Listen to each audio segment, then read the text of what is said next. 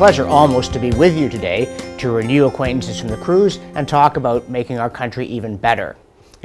As soon as Danny told me about his idea for the Freedom School, I knew I couldn't be there and that I had to be. So for once I'm happy. Technology really is making our lives easier on this occasion. And the reason I had to be there is the idea brought into my mind right away, as so many things will, a quotation from G.K. Chesterton, who once said that the only really practical type of rebellion is that which is also a repentance. All real reform springs from this sense of something wrong, not only in our surroundings, but in ourselves. And when it comes to advocating freedom, we're sure we have the better side of the argument, that practically speaking, taking away freedom doesn't work, and that living free is an adventure.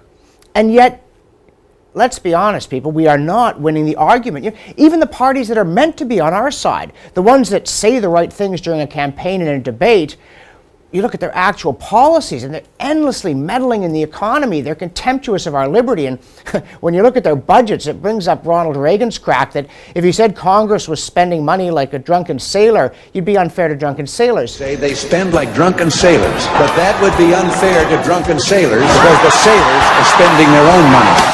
We've got to do something about the way we're getting our argument across. And the first thing we have to do, I think, we have to make sure that we understand it better. That we need to be clearer in our minds so that we're clearer in our presentation. We have to turn an instinctive feeling into an articulate kind of set of logical reasoning about the thing. We have to understand what is it that people find hard to believe? What causes them to tune the argument out before it even starts? How do we get around that kind of resistance? And how do we get them to understand why all these measures that are intended to help people, all these interventions hurt people? When they try to make the country richer, they make it poorer. When they single out some group and say we've got to lift them out of poverty, they wind up trapping them in poverty. How is it that all this well-intentioned stuff doesn't work at a practical level and doesn't improve people's lives, either considered, their lives in society or their lives as individuals?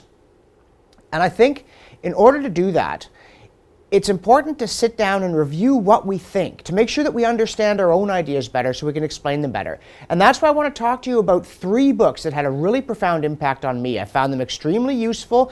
They've helped me understand. They've helped me explain. I'm going to talk about Henry Hazlitt's Economics in One Lesson. I'm going to talk about Friedrich Hayek's The Road to Serfdom. And I'm going to talk about Charles Murray's In Pursuit of Happiness and Good Government. Because we're not making the case as well as we could. We're not making the case as well as we should.